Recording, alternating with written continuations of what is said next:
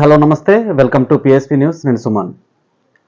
So ఈ భారతదేశంలోని తినడానికి తిండి లేనటువంటి కటిక పేదరికంలో నుండి ఇవాళ ప్రపంచ మేధావిగా పేరు గడించినటువంటి బాబాసాహెబ్ అంబేద్కర్ గారి జీవిత సహచరిని మాతా రమాబాయి జయంతి సందర్భంగా ఆమె చేసినటువంటి సేవలు, ఆమె చేసినటువంటి త్యాగాల పునాదులపైన భారత రాజ్యాంగం రూపంలో ప్రతి అణగారిన వర్గాల ప్రజలకి, తినడానికి తిండి లేనటువంటి కడు పేదరికంలో ఉన్నటువంటి ప్రజలకి ఇవాళ సంక్షేమ ఫలాలు, సమాన హక్కులు అందుతున్నాయంటే బాబాసాహెబ్ అంబేద్కర్ గారు రాజ్యాంగాన్ని మనకు అందించడం వల్ల.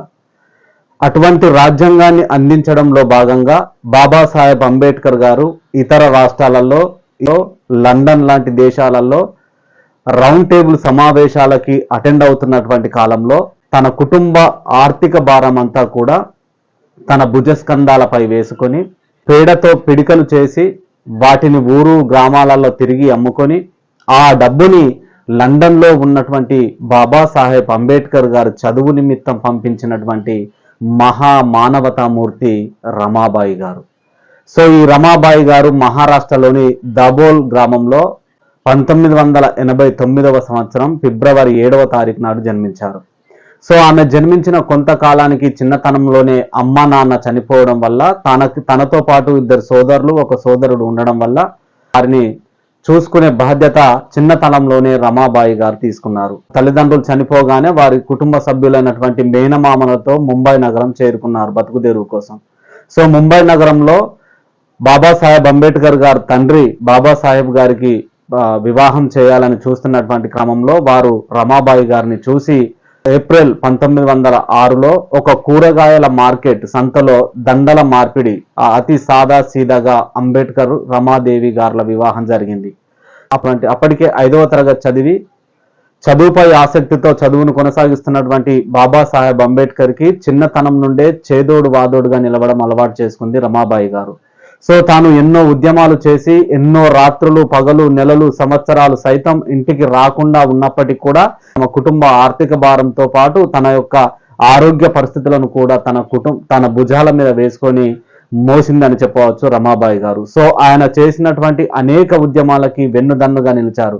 తన సంతానమైనటువంటి 5 పిల్లలు జన్మించినప్పటికీ అందులో గంగాధర్, రమేష్, ఇందు, రాజారత్న గారులతో పాటు యశ్వంత్ అనే 5 పిల్లలకి జన్మనిచ్చినటువంటి అంబేద్కర్ దంపతులు అందులో 4 పిల్లల్ని కోల్పోవడం జరిగింది. ముఖ్యంగా తినడానికి తిండి లేకుండా, అలాగే అనేక అనారోగ్య సమస్యల వల్ల వారిని మంచి హాస్పిటల్లో చూపించడం కోసం డబ్బులు లేని కారణంగానే గంగాధర్ అనే కుమారుణ్ణి కోల్పోవడం అయితే అత్యంత బాధాకరమని బాబాసాహెబ్ అంబేద్కర్ మదన పడుతూ కొన్ని పుస్తకాల్లో రాయడం జరిగింది. సో అటువంటి తినడానికి కూడా తిండి లేనటువంటి అతుకుల చీరని కట్టుకున్నప్పటికీ కూడా బాబాసాహెబ్ అంబేద్కర్ గారి యొక్క చదువుల నిమిత్తము, అలాగే వారు సంపాదించినటువంటి సంపాదనలో చాలా పొదుపుగా తమ కుటుంబాన్ని, తమ ఆరోగ్య పరిస్థితుల్ని, తమ కుటుంబ ఆర్థిక భారాన్ని మోస్తూ అంబేద్కర్కు ఎనలేని శిఖరంగా వెన్నుదన్నుగా నిలిచి ఇవాళ ప్రపంచ మేధావిగా బాబాసాహెబ్ అంబేద్కర్ను ప్రపంచం గుర్తించిందంటే దాని కింద ఎన్నో కష్టాలను, నష్టాలను ఓర్చినటువంటి మాత రమాబాయి గారి కన్నీళ్ళు అనే గోడల మీదనే ఇవాళ బాబాసాహెబ్ అంబేద్కర్ గారు ప్రపంచ మేధావిగా మనకు కనిపిస్తున్నారనడంలో ఎటువంటి అతిశయోక్తి లేదు.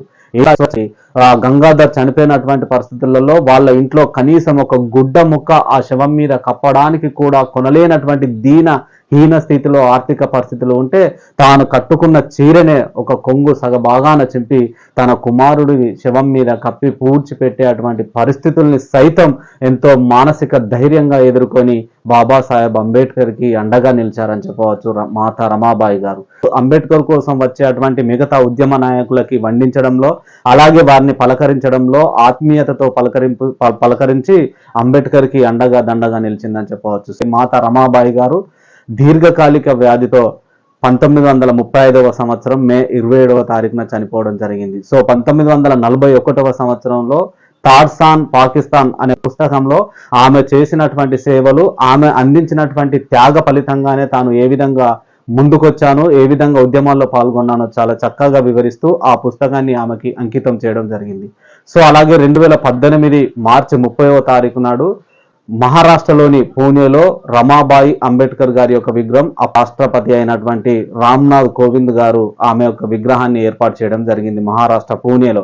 సో కష్టాల కొలిమిలో రగిలిపోతున్నప్పటికీ కూడా, అనారోగ్యాల పాలవుతున్నప్పటికీ కూడా, అనేక ఇబ్బందులు ఎదురవుతున్నప్పటికీ కూడా ఆమె వెన్నుదన్నుగా నిలిచి అంబేద్కర్ ఎదుగుదలలో సగం పాత్ర వహించి ఇవాళ అణగారిన పేదల పక్షాన హక్కుల రూపంలో కనబడేది మాత రమాబాయి గారు అని చెప్పవచ్చు. సో అటువంటి ఆ మాత రమాబాయి గారి జయంతి సందర్భంగా ఆమె సేవల్ని చిరస్మరణీయంగా గుర్తించుకుంటూ మాత రమాబాయి అంబేద్కర్ గారికి జోహార్. Please subscribe my channel. Thank you.